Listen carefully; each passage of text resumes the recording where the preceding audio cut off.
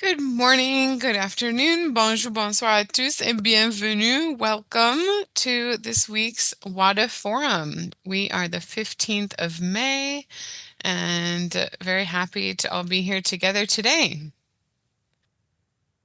All right, so what you have to look forward to today, we have some info, what you missed last week, and then going into some Catalyst updates. We had our first Catalyst town hall yesterday. Back to Zoom.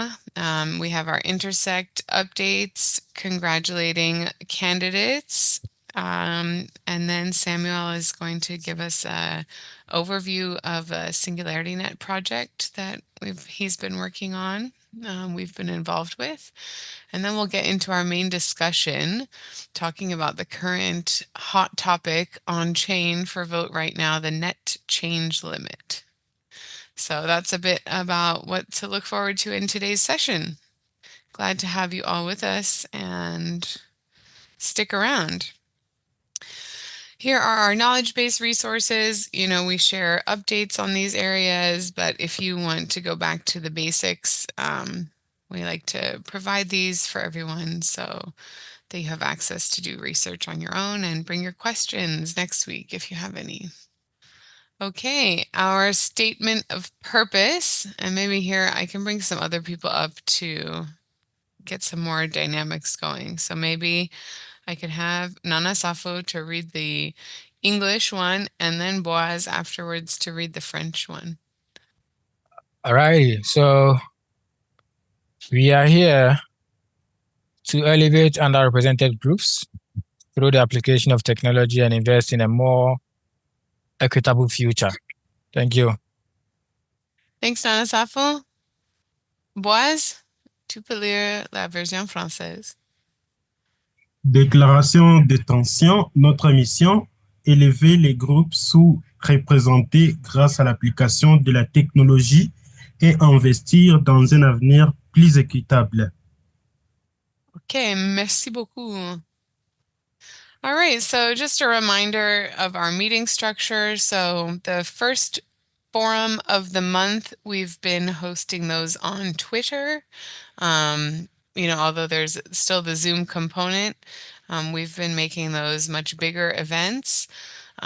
We're coming up to almost halfway through the year already, believe it or not. So we are kind of reevaluating our strategy, and we'll keep everyone updated as to future meeting cadences and whether there will be a break for the sort of summertime as we often do.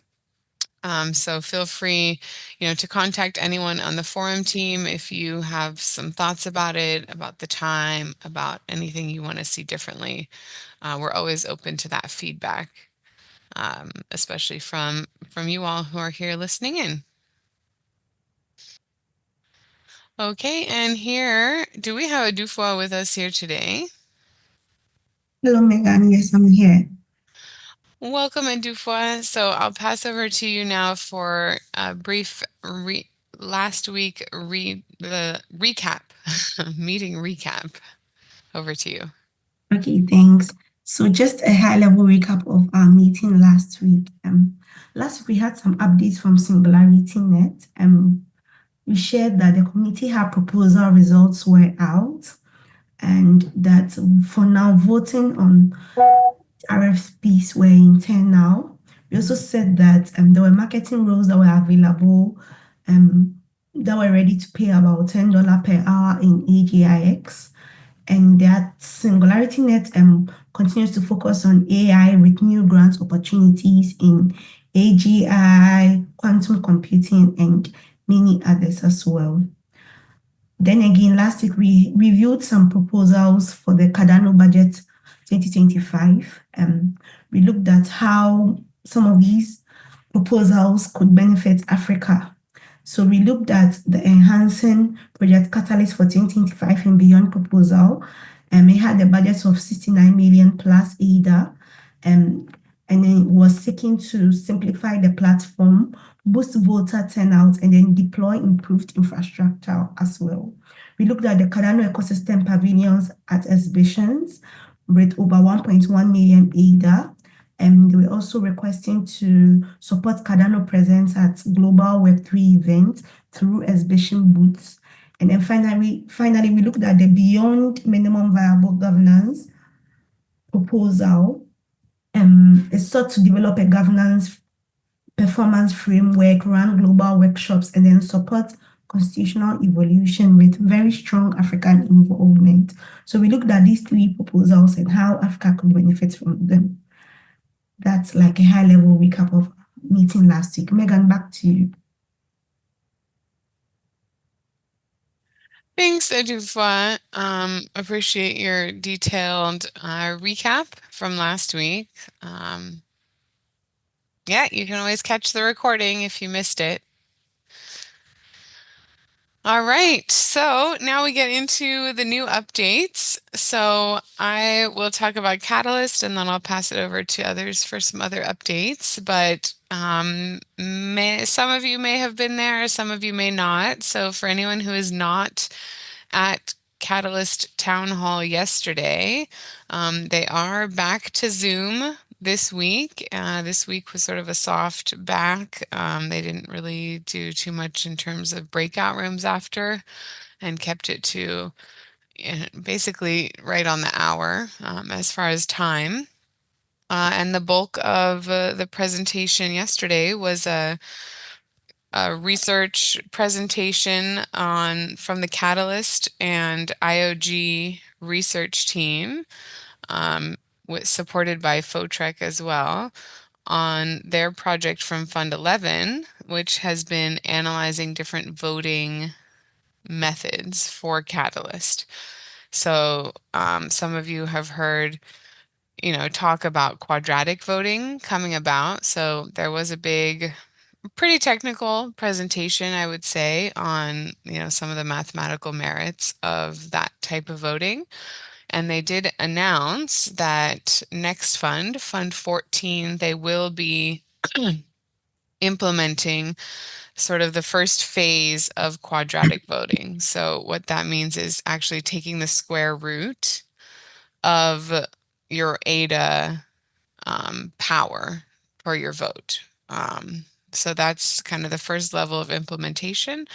And then they also announced that next fund, Fund 15, they'll start some more kind of the next phase of this, which is more of a DRep style, liquid democracy where you can delegate your ADA to.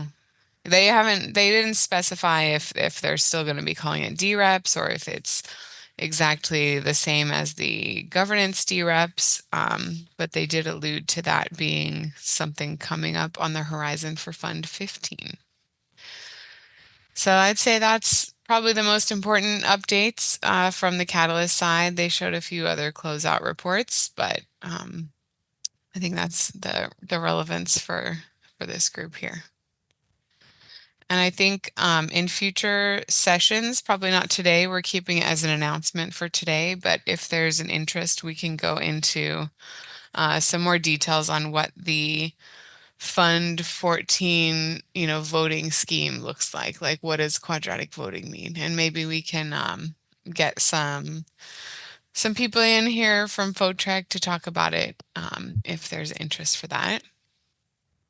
I see Nana Safo in the chat is asking about the timeline.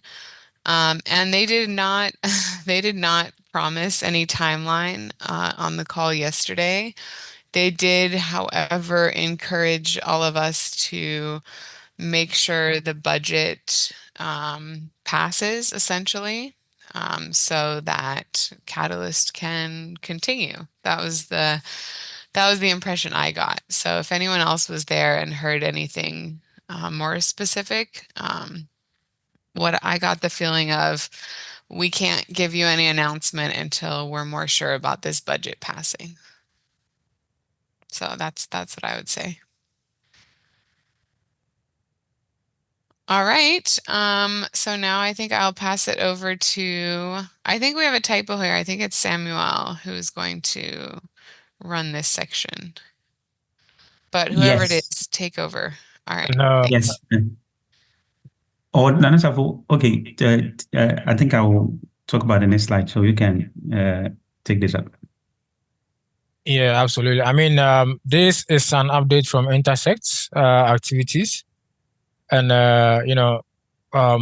today we are looking at some sort of congratulatory to our community members who finally got some seats at the Intersect committees, and we would also be looking at the budget info action that is currently online.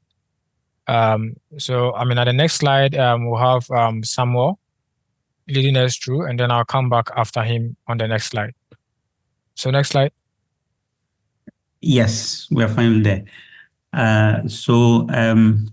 In this session, we want to take some time to acknowledge and sort of unveil our gallant community members who have worked tirelessly in the last few weeks to campaign and file their nominations at the Intersect elections.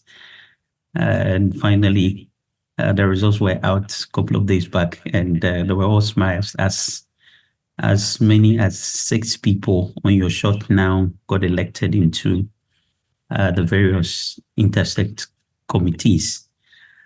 So we'd like to mention them one after the other and congratulate them for their tireless effort. So the first one is Maureen, who is DRep, and she is elected into the membership and community committee. On that particular committee, we have 3 other people, including Boaz, our own Boaz as well, who is our Guma Hub lead. Boaz needs no introduction. He has been part of the ecosystem and he's been working effortlessly every time. And now he's been rewarded with this particular seat. On that particular committee, again, we had another nominee, that is Laurentine, who is also an active member here in Wada and in the entire Africa Cardano ecosystem. And Laurentine is the founder of Incuba and is also the hub lead for Bobo de la Soul. So these 3 were elected successfully onto the Intersect membership and community committee. In addition to that, we had our own Megan.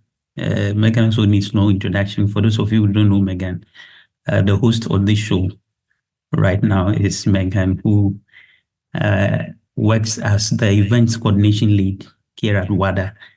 And she was also successfully elected into the Cardano budget committee. We had Nana Safo, our own Nana Safo, who is a Wada DRep.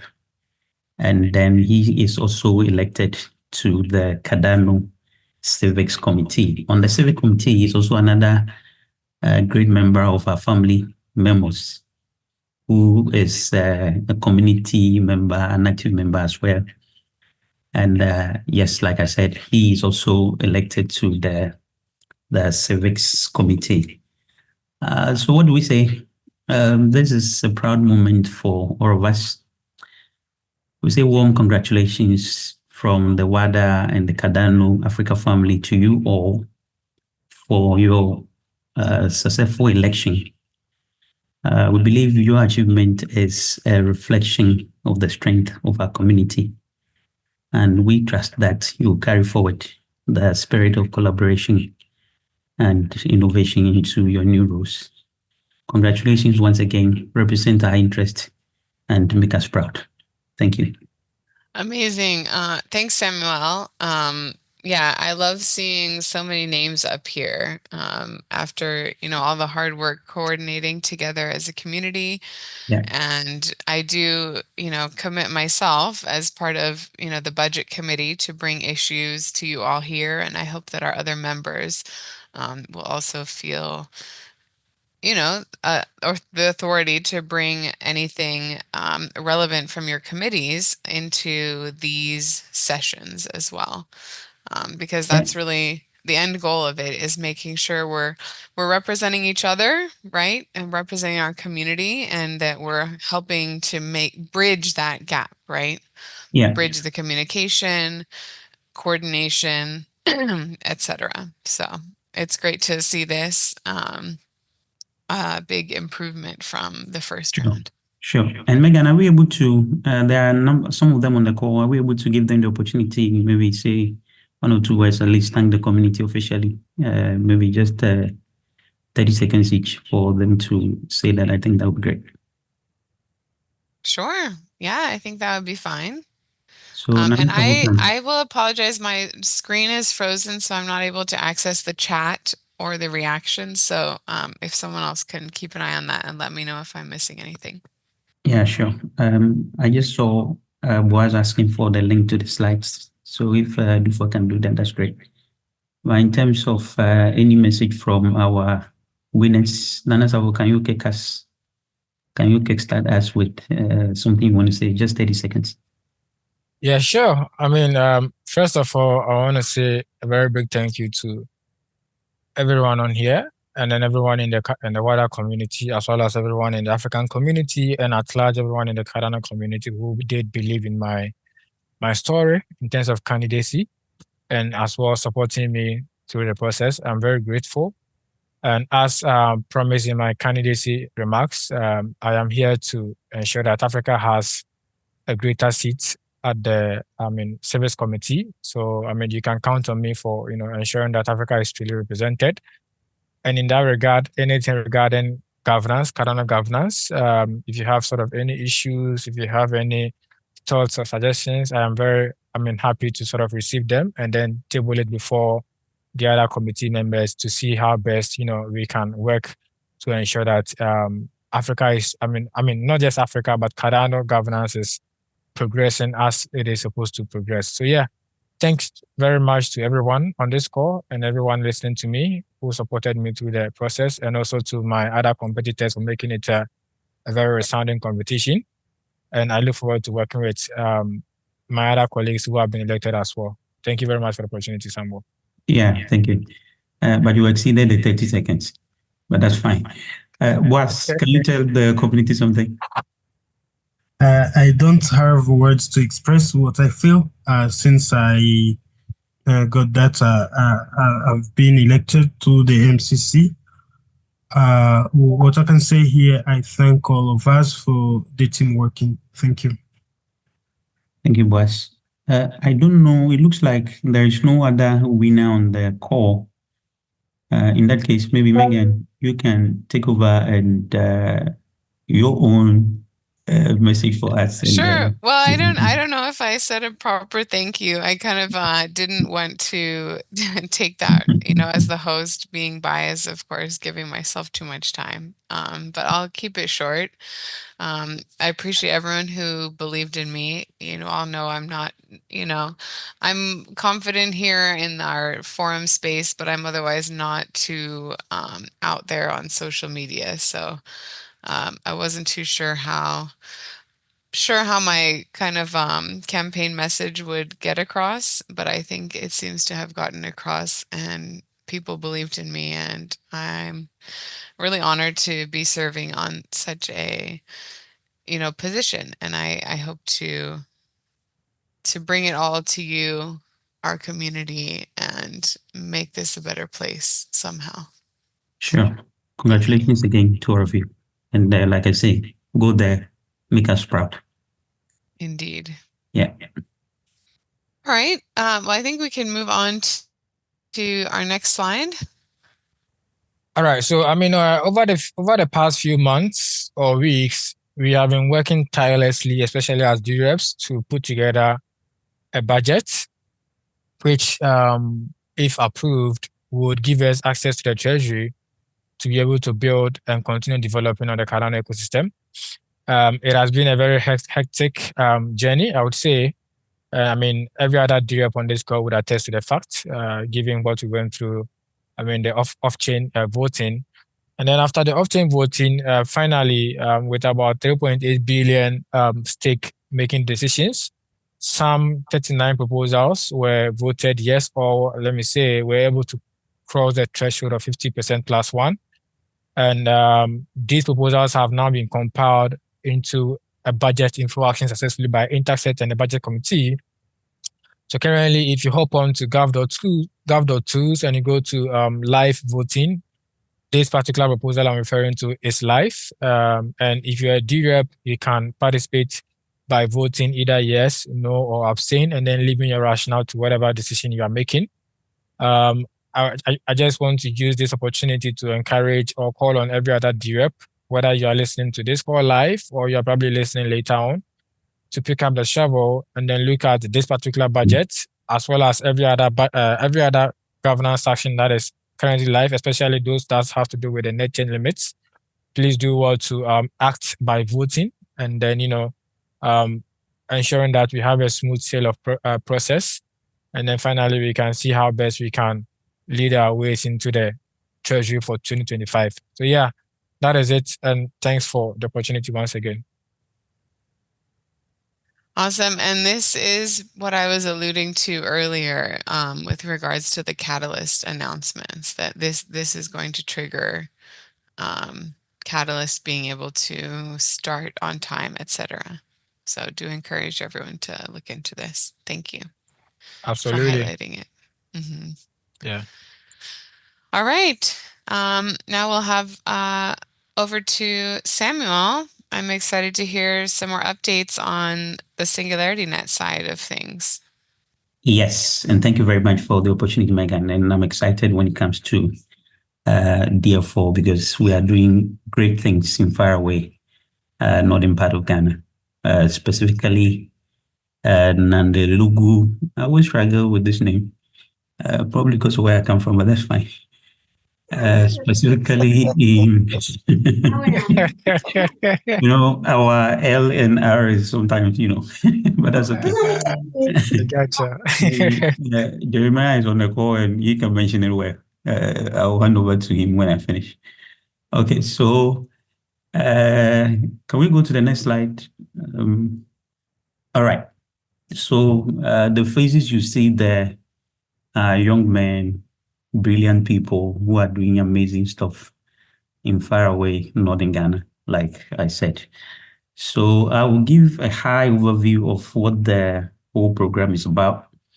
And once I'm done, Jeremiah, who is our hub lead in Ndugu, and also the manager of CTEL Hub, can also give an overview of what we have done the past few weeks.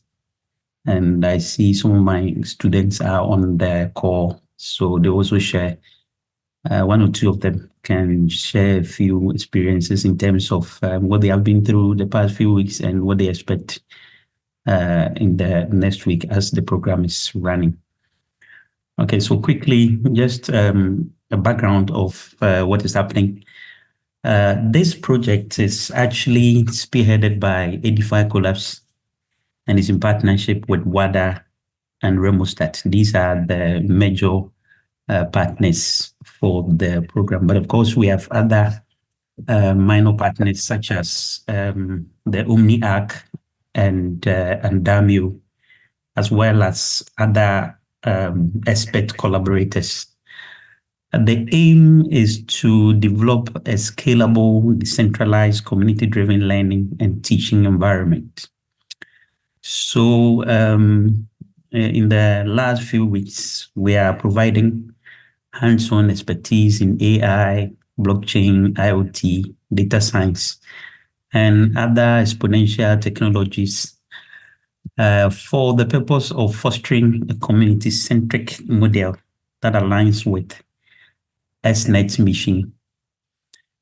Like I said earlier, we have been running for about 8 weeks now, and it's a program that is going to run for 3 solid months. So it's a 3-month intensive training program for at least 20 developers. So the images you see on your screen, as I said earlier, are brilliant and young, energetic youth who are enrolled under this particular for the special initiative.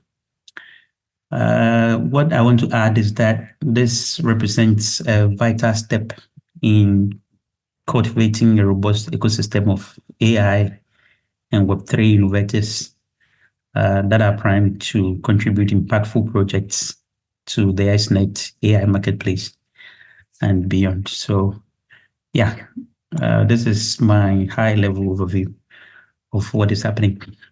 I won't talk much. Jeremiah has been on the ground. He's been organizing, and he has first-hand information of how we have gone, how the program has been run, and he can share with us his perspective or a little overview, and then we'll invite some students to share with us their experience as well. Jeremiah, if you can hear me, just unmute. Tell us what great stuff you are doing far away, Nanelugu. All right, okay. Hi, everyone. Can you hear me? Yes, loud and clear. All right, okay. Yeah, so Sami has actually said it all in high level. So the little I want to also add is that, yes, this is actually an initiative that's taking place in the Northeast region, Nalerigu to be precise. Sami said he had yeah, and like Sami said, we're able to bring together 20 passionate developers to learn trending and innovative and also current skills and technologies that will actually help them make an impact in society. And the focus was on 4 major tech areas. That's AI, data analytics, blockchain, and also IoT, that's Internet of Things. Yes, and so far so good. The facilitators have been amazing, and most of the students enrolled are actually coping and enjoying the process. So they are on call as we speak now. Some of them are on call, and will also give feedback from their side. I also saw in the chat box that Nana was asking, where are the ladies? Yes. Yeah, that's interesting. Jeremiah, okay, so answer us now. Why don't we have any lady as part of it? That's $1 million question. Yeah, so as at the time this announcement was circulated, we had the guys registering. So I think it finally got to a point where, so I actually contacted some few ladies, but I think most of them expressed that they were not going to be available for that period because a 3 months period is not actually something that if you don't plan well for, you'll be able to honor it. So after we got the numbers, I think it was finally one lady got in touch that she was actually ready to join, but then the names had already been submitted. So so that is why you aren't seeing any lady at the moment, because that was even my prayer that we get some ladies on board to actually join this program as well. But then it's still okay once the first cohort are able to actually prove themselves worthy of going through the course. I know subsequent phases will have more ladies enrolling. So and the students are actually learning, and I think we have gone. We're almost ending the second month. And we're actually preparing and finalizing things so we can roll on to the capstone projects to actually see what students will be able to build. That is real world applications that actually solves problems. All right, so yeah, thank you. That is the little I can. give. Thank you. Yeah, thank you, Jeremiah, and thank you for all the wonderful works, your contributions, and organizational skills. There are no questions about that. So the students are here. First, I see Vincent is on the call. Vincent is the class rep, if I can say. So Vincent, if you can unmute, tell us high level what you have been learning and your expectations, even as we go through the last month, just under a minute. All right. Thank you so much for this opportunity given. So I think when the opportunity was given for us to register for this course, I was kind of like, what will I be learning for this number of months? But then when I actually signed up for the course, I realized that there's more into the courses than what I'm just seeing in the surface.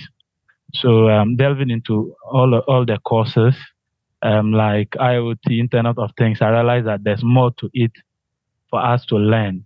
So and also with, I think from last week and this week, AI, I realized that there's a lot more that can be done with the knowledge you're actually getting from tutors or the facilitators for these courses.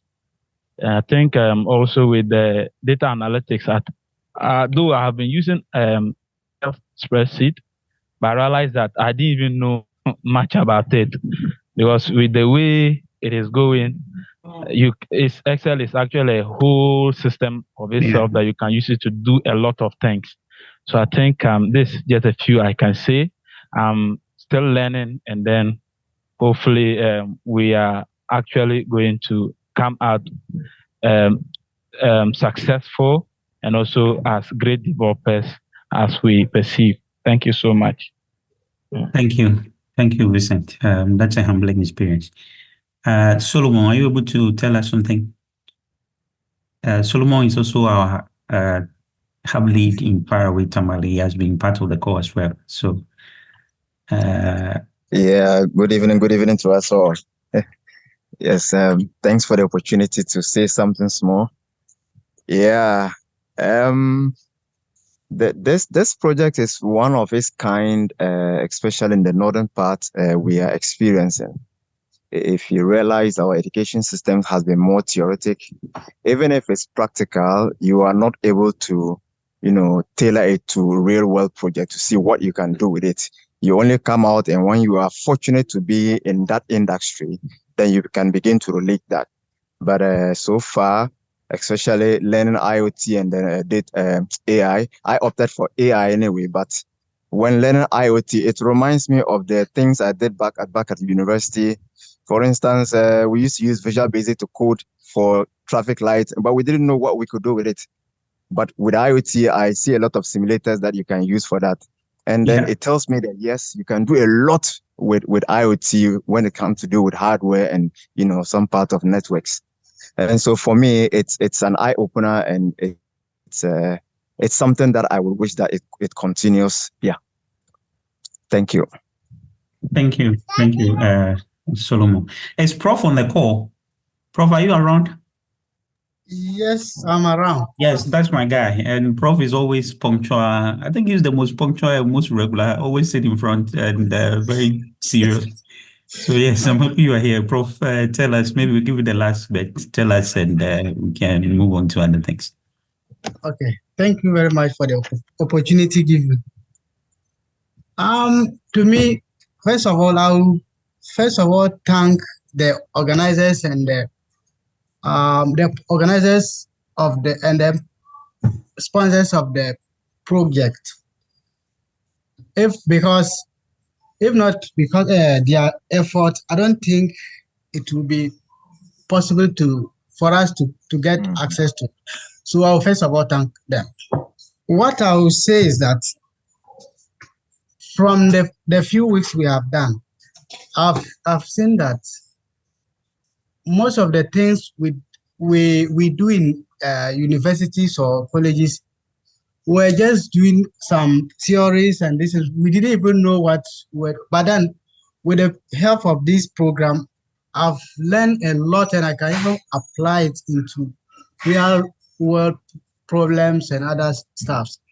For instance, when it comes to AI like this, we have done courses like machine learning, but we didn't know. We didn't even know. We just passed through. We didn't know the applications. But right now, with the help of the DF4 project, I can be able to program a chatbot and those stuff.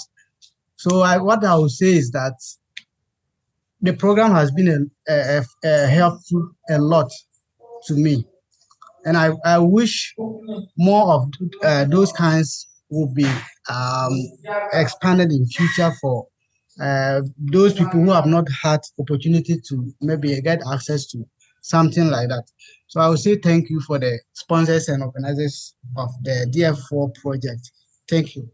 Yeah, thank you very much, Prof. We are hard pressed for time. I guess there are Benjamin is there and some other students who would love to share their views, but we cannot go on because we need to move on to other things. But thank you very much, Jeremiah. Thank you very much, our participants, for this project.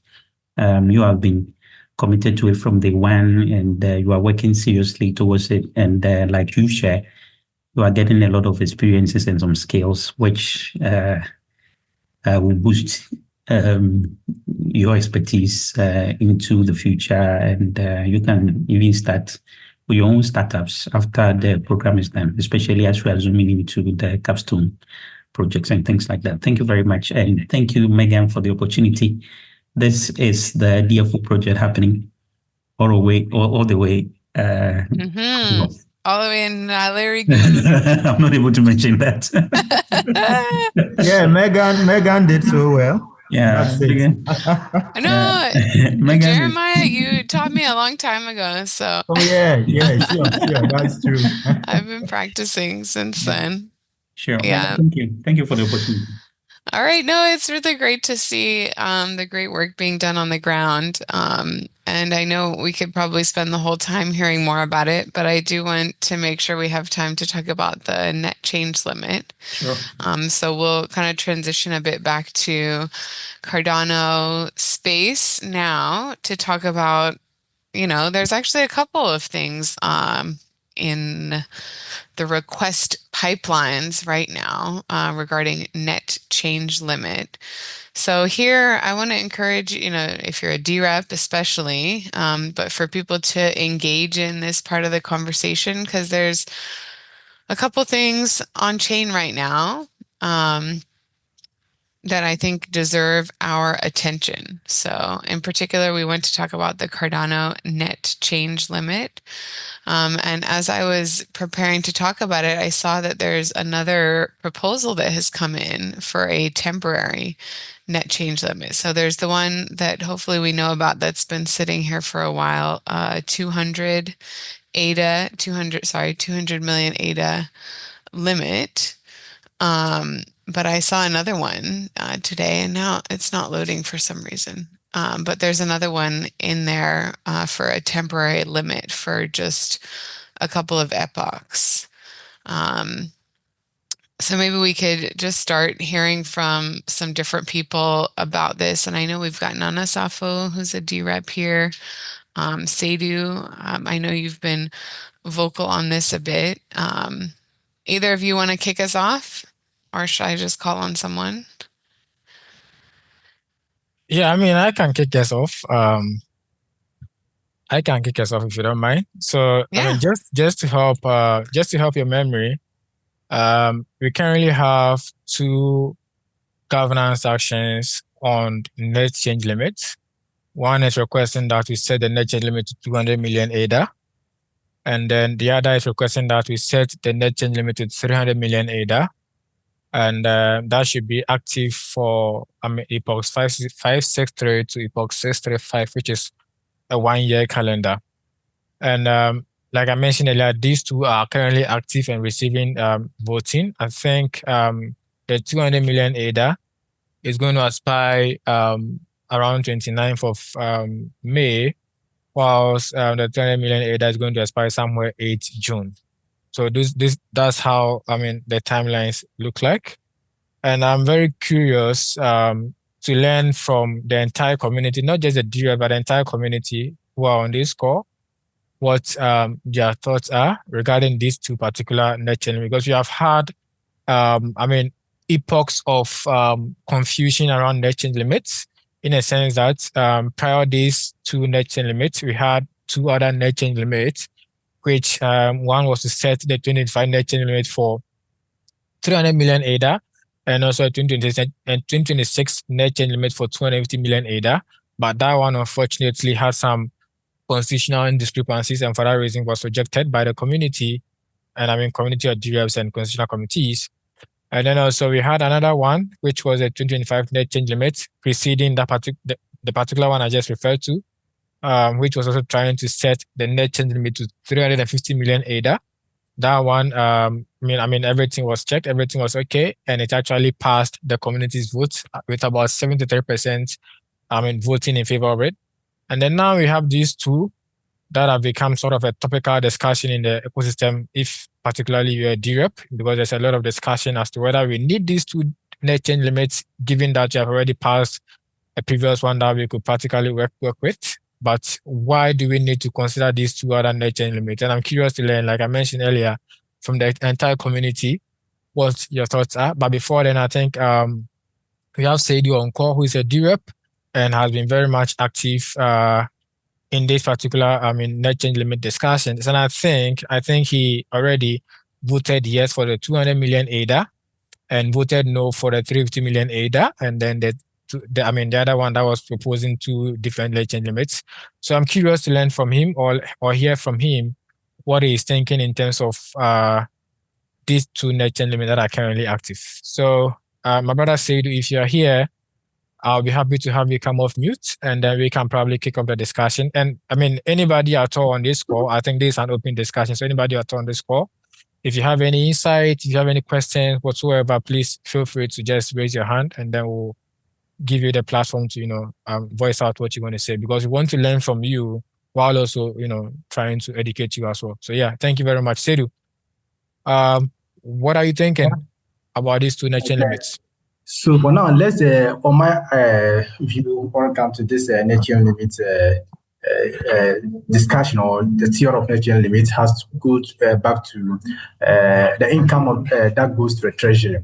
But let's just make a correction that I didn't vote no on the 350 million net chain. Sorry, you voted abstain. Yeah, abstain from that one before I voted for the 200 million net chain limit.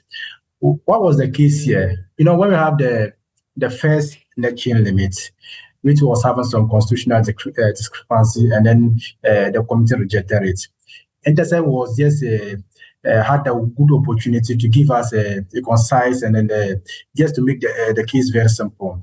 But they were good to tell us the data, the influence into the treasury in 2024, which was about 350 million ADA. So probably they could have just submitted the 250 million ADA or 300 million ADA, but rather submitted 350 million ADA. That was when the committee gets approved in terms of how we are going to manage the treasury going forward. So they were saying that then we are not going to have any savings going forward every year. So that was when we start to look on the pros and cons of high net chain limits and the low net chain limits. So I go for a low net chain limit. I talk about it. I have discussion with our committee members. When it comes to the voting of the 350, I abstain myself and call for submission of a lower net chain limit. And then thanks to the committee, Jane submitted a 200 million ADA at the end of that report. So we had it. We were having that one. I even proposed, suggested that the battle of net chain limit is not going to end, because we, the committee, it was something like we are using the net chain limit to determine the proposals or the budget of the committee. We could have had the net chain limit before we start the budgeting process. That was where things were just messed up from my view, because the budget was now coming to tie our hands to approve a higher net chain limit or lower net chain limit. Today we are having about 275 million in that budget. So there's no way, or people are even saying that probably they will rather go for the 300 million or they will maintain the 350 million. But why don't we have the net chain limit settled before we proceed to budget. So this is what gave us a lot of headache and making a lot of DReps even have tough decision on what to do when it comes to the net change limit. So I think those who are in the budget committee, Megan and Co, they could I see it. They could take it from there going forward to discuss and make sure that going forward we have consensus when it comes to the net change limit before we look at what we are going to propose when it comes to budget or set the budget for the community. Dara? Yeah, sure. I mean, there's a lot of loopholes around this particular net change limit setting, and you made mention that we are setting a net change limit of 350 million ADA, and that is practically going to leave us with no savings. I mean, each year, but I think we all agree that setting a net change limit doesn't necessarily mean that we are setting a spending, like sort of a spending cut that we need to spend, right? So it is more like building a house, right? After building the house, you want to make sure that you have some form of a room, a headroom, so that when you're walking around, you don't have your fan sort of chopping off your head, right? But I think it is really about the fact that we look at what can we do in each year, each fiscal year, and how much do we need to do that, right? And of course, we just oppose it against the inflows to the treasury. And like you mentioned rightly that last year, for instance, we had an inflow of about 345 million ADA flowing into the treasury. So if for nothing's sake, we want to propose a net change limit because it is perceived that once there's a net change limit, then the community is somewhat obliged, or the community will feel like, okay, we have a net change limit of, say, 300 million ADA, so we have the room to submit budgets out to about 300 million ADA, which means that we are spending it all, right? But I think the honor really dwells on we, the DReps, to ensure that whatever net change limit we have, we are also approving budgets or proposals based on how much really we feel like we should spend, right? So we could have a net change limit set, but in practice, we are not spending it all. Because of course, as a conservative DRep, as we are at Wada DRep, we did vote yes for the 350 million ADA net change limit, but during the budget reconciliation process, during the off-chain voting, we had our own spending cut that we're actually working with, and that was around 280 million ADA. So we voted for proposals to make sure that we are not exceeding that particular 280 million. And why are we doing it? We are doing this because, we need to give opportunity to people or to the community to begin to develop things that will be useful for the community in the coming years, right? And it is true that some of these proposals or some of these projects that probably came through could probably look at proposing in the year 2026 or 2027 or subsequent years. But if they build it now to the relevance and the opportunities that is going to unlock for the ecosystem, we believe is sort of really huge as compared to waiting for like a year or two before allowing them the opportunity to do so, right? So we believe it is about how well can DReps safeguard the treasury. And you mentioned rightly that, setting the net change limit is one step to safeguarding the treasury. But even setting the net change limit and passing budget proposals would have to still submit, treasury withdrawal actions. And that is where the real duty of safeguarding the treasury comes in as a DRep, right? Because then you have the chance to pick and choose which proposals you feel according to priority should be funded at the moment, right? So, it is good. Everybody has their own argument, but I think it is good that, as a community, at some point we need to come to a decisive conclusion that, okay, we need to move along with this and then, see how things go. Just like we have always experienced with Catalyst since Fund 1. I think I would pause here and allow others to also come in. Okay, now before you just pause, the perception that, I'll call it a perception, it's not a perception that the net change limit is a cap. Really is a cap. But let's be mindful of what happened during the budgeting process. When we get to the proposals, there are about 194 proposals which were submitted. Let's look at the the amount of this 194 proposal. It was almost about, I think, somewhat 500 million plus ADA. Just imagine. So that was why I was saying that the net change limit that because we didn't have consensus around that area, it was already giving us a higher appetite to go into the treasury. So we also understand that it's a cap. Yes, definitely it's a cap. The Intercept will have just do a good job on my end. I just set at a lower net change limit, which will give us some room to save and then get a small proposal. The other thing I'm finding difficult to get the treasury withdrawals as government action and then the budget. See, if we are submitting the proposals or a budget worth about, let's say, 39 proposals, about 275 or 74 million in ADA, and then we pass this budget, and then we come to treasury withdrawals, we are now going to rank in terms of priority because we are through funding. It's kind of something that is giving some of DReps mind blowing or put them into difficult situation to approve. Because Intercept alone, sorry, IG alone is about 200 million ADA. So if on my end, I'll approve IG proposals and leave the rest. So this is something that probably the treasury withdrawals and then the budget should just be aligned. Yes. Right. So, I mean, in that regard, what do you think, or what would you recommend? I mean, submitting the budgets. I mean, compiling all the budget and submitting it at one budget info action, just as we are seeing now, or submitting them individually, or probably bundling them according to categories, or say according to like scale of preference, right? What would you recommend? No, I think one would bundle in terms of categories. Let's say maybe probably ecosystem developer and then other code. That one will be cool because if we are going to submit one, let's imagine this 39 proposal. It's something that will give DRep a lot of work. So if we could do it in terms of category, that would be cool. And then let's also be mindful of the time that DReps are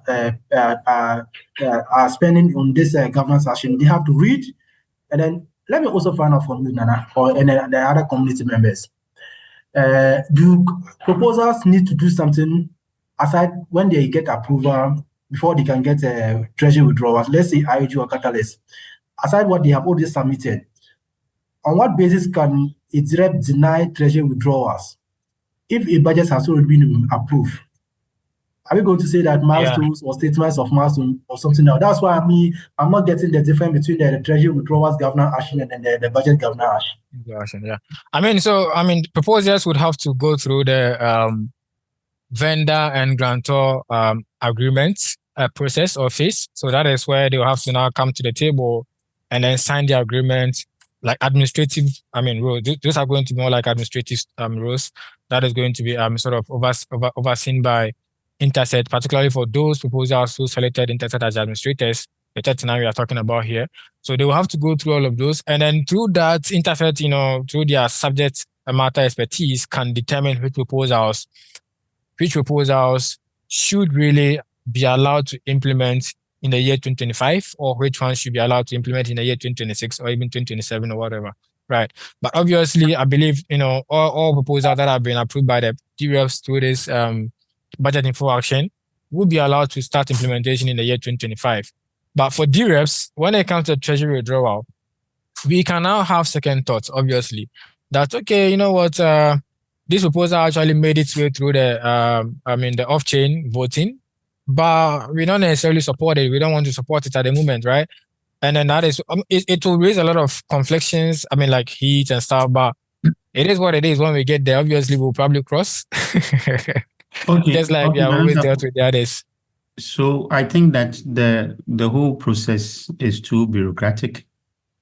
And I don't know, but like you say, it is what it is. So you're not able to do much. You just have to follow through. And but I'm more of aligned with what Seidu was saying, that it should be by category basis. I like that part where, each proposer, or depending on the interest you have, you're able to work on it and maybe get somewhere, some category to send your ideas through and see how it goes. Does that align with Seidu? Does that align with what you were trying to put across? Yeah, exactly, yeah. Righty. Unless have any more things we want to talk about, and you seem the rest are quiet. Martin. Yeah, I mean, I really want to hear from the entire community with respect to how what they are thinking about. Jeremiah still on? He is a DRep. Yeah, Jeremiah is here.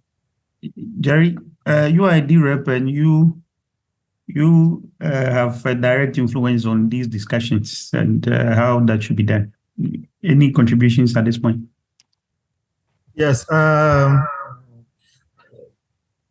Personally, I don't play so much active role in this. I had to register this DRep for one of our community members who was active, but just unfortunately he's not able to join the call. But then once in a while, monitoring what's also actually going on. I think it all boils down to all these initiatives being the first of its kind for now. This net change limits and stuffs of this sort. So I think each and every passing moment, DReps are actually learning a lot from these things. And I'm not sure the next time some of these initiatives will be brought out, like, for example, this period where the budget was already set before these follow-up limits. I think going forward, maybe DReps will even be able to challenge and align some things even before maybe a final decision is actually taken to maybe even push any budget out for proposals to even be turned in to pick a chunk of it. Yeah, so things will align, yeah, but it will take time. Yeah, thank you very much. We have passed the top of the hour. Maybe we can be wrapping up. Maybe your final words and Seidu as well, and then we can get up. But if there are any questions from the community too, we can welcome it and see how we can address it. But it has to be high level. Yeah, I mean, wrapping up, I would say that we've come quite a long way. Just like we did it with the Constitution, right? It wasn't perfect, but regardless, we have to still have it pass and then see how it will unfold. Obviously, a lot of loopholes have been determined or detected, and probably are going to be worked on when there's a Constitutional Review Committee set, which is not in place yet. But I think whatever it is we are doing as ecosystem members, we should really try our best to engage effectively.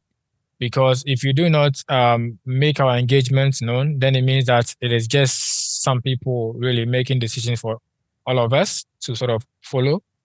And I don't think that is what we all want to experience. So, I mean, I just want to call on the community, the entire community, whether you're a DRep or not.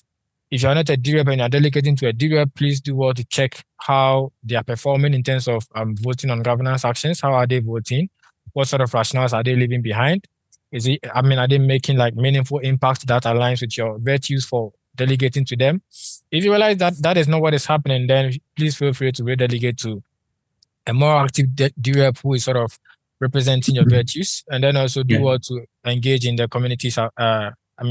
Community activities as well as much as you can, because that is the only way you can be recognized when there are opportunities to serve the community. Yeah. So thanks, and thanks. I'll put it that way. Thanks. Yeah, Seidu, final words.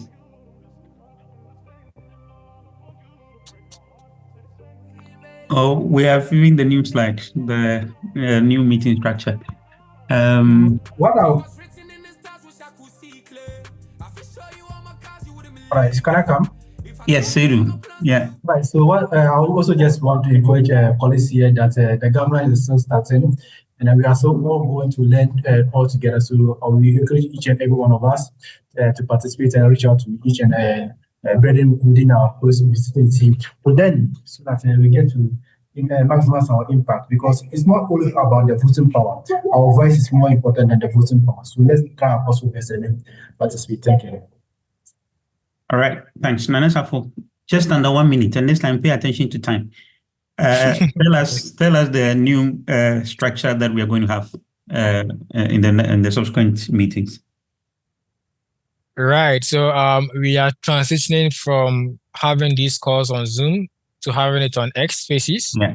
So hopefully, maybe in about a week or two, you wouldn't see us on Zoom anymore, but rather you would see us on X. However, with the monthly sessions, you would see us on Zoom and as well get to see us on X as well. So please do well to, check our communications as and when they do come through. Thank you very much. This time, you okay? Thank you. Next slide, please. Let's see what we have, but we are wrapping up, guys. Okay, so these are knowledge-based resources. If you want more information on Intersect, the link is on your screen. Likewise, Cardano Foundation and SNET. Next slide. All right, so we have come to another exciting edition of the Wada Forum. As usual, we are thankful for you, our community, for always jumping in and contributing to what we do. Today has been very interactive. Thank you very much, our dear 4 participants. Thank you for representing. Thank you for sharing your views and outpouring the impact the program has had on you and the great learning experiences that you are having. Thank you. Thank you to the rest who communicated, who contributed to the discussion, Seidu, and those who put in the chats. We are grateful. Let's continue the discussions and the great conversations. Write to us, hello@wada.org. You can also visit our website, www.wada.org. Follow our socials. We are on Facebook, X, Instagram, YouTube, and all the vibrant social media channels are there. Thank you. Until same time next week. Take care of yourself. We'll see you when we see you. Bye for now. Thanks.